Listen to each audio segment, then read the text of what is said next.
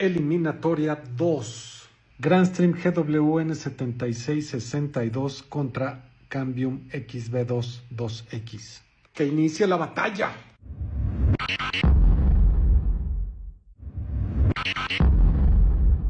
Estamos en esta ronda clasificatoria para puntos de acceso Wi-Fi 6.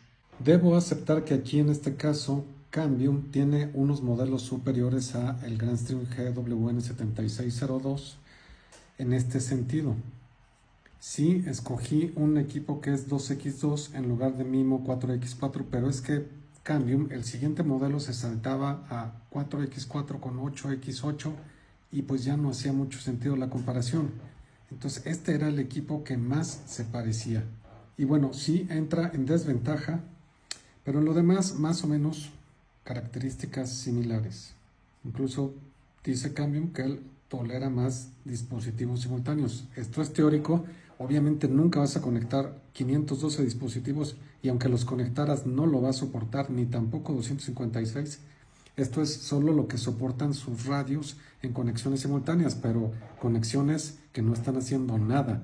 Si nosotros conectáramos todos estos clientes y comenzaran a transmitir información, los dos puntos de acceso colapsan. Acá en Grandstream tiene mayor cobertura de temperatura. Y bueno, si vemos los radios de cobertura, Grandstream tiene unos mejores radios de cobertura en principio que los de Cambium. Por ejemplo, Cambium aquí, su radio de cobertura no es tan omnidireccional y para 5 GHz tiene un radio muy extraño.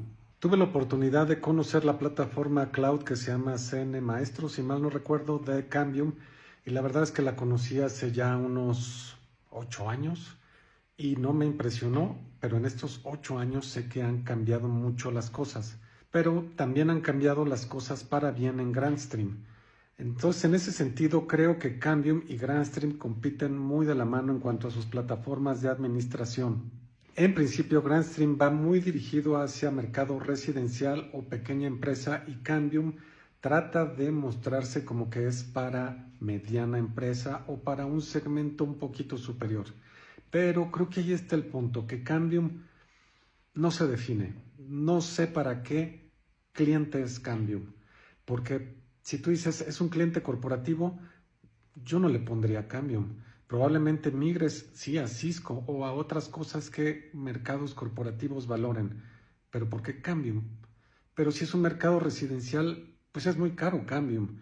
Y si es un mercado pequeña empresa, pues es caro Cambium. Como para dónde está dirigido, y creo que allí está la debilidad de Cambium, que no se define.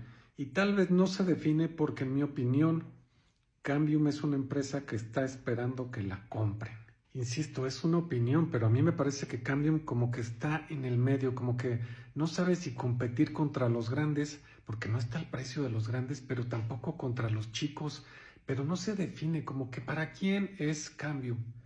Entonces pareciera que quiere ser un segmento como de nicho, pero como para que los números sean lo suficientemente buenos para los inversionistas. Y toca ver quiénes son los accionistas mayoritarios de Cambium, como fue el caso de Juniper y como ha sido el caso de otras empresas que se han vendido, porque pues no vas a vender la empresa más cara si tus productos son baratos.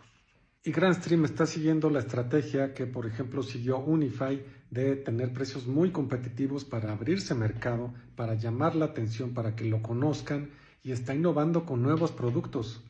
Y si estás innovando, estás pensando en el futuro. Si no estás innovando, es porque probablemente no estés pensando a futuro, sino en el corto plazo.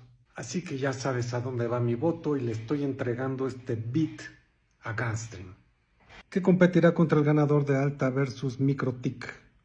Y así va la tabla de posiciones con Aruba y Grandstream en cuartos de final. Pero si tú crees que cometí una barbaridad o una injusticia, tú puedes votar y participar en los Bit de Oro 2025. Participa con tu voto.